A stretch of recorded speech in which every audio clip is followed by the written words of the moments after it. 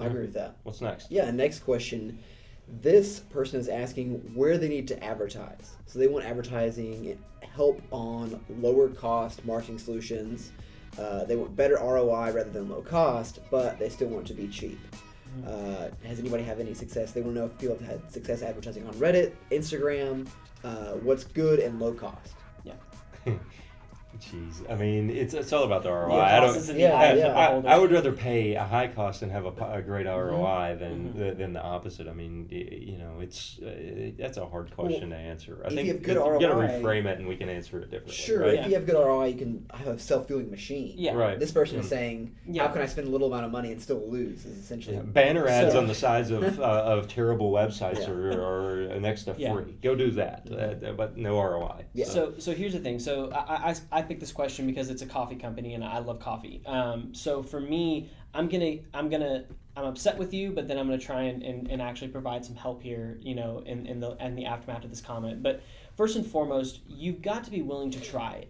So often in today's culture, people think they can start a budget on $0, $10, and it's like, that's great, you can do that. But you're going to be working for 18 to 24 months with zero marketing budget, which means you have to individually follow every single person on Twitter that's talking about coffee and say, hey, will you buy my stuff?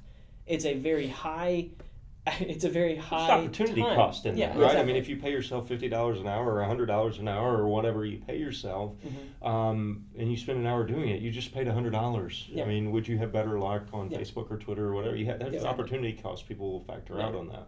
So if you're looking for a very cheap solution to get your product advertised, I have a very good friend, Michael Shoemake, shout out to Atlas Coffee Club.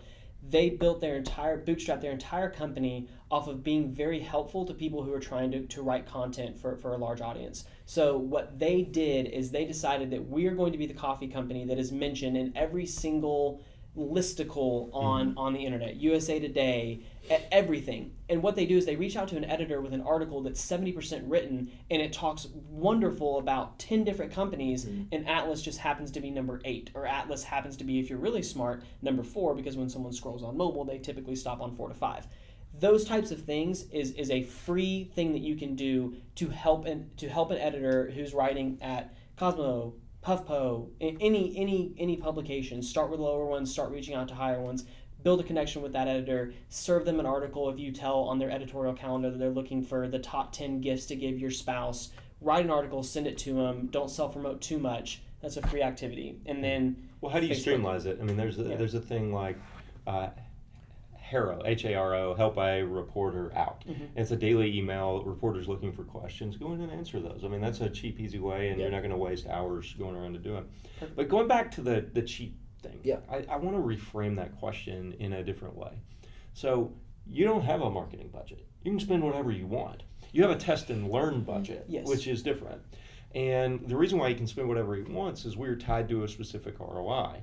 And so what we determine as a team is our marketing test and learn budget. So we're a funded company. We've got a little more money than most of the people listening to this. We don't have infinite money. We have a couple $1 million in the bank.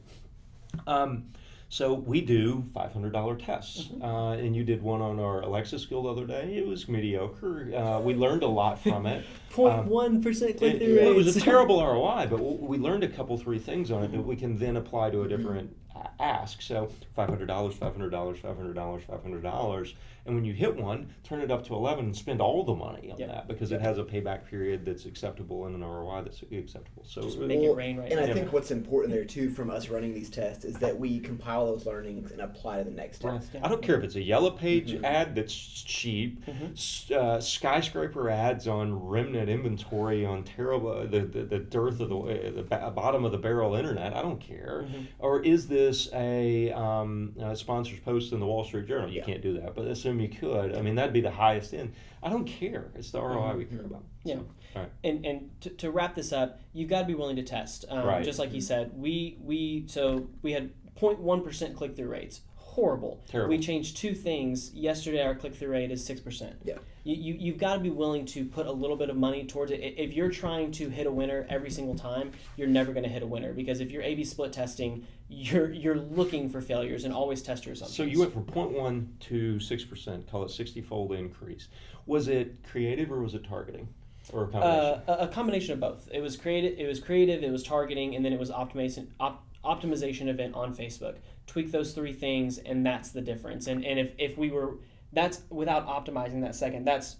We made these 3 assumptions, we put them, it went to a 6%, and then we've not optimized any further from there. We've not done any type of optimization from And there. you can get it to 7%. Yeah.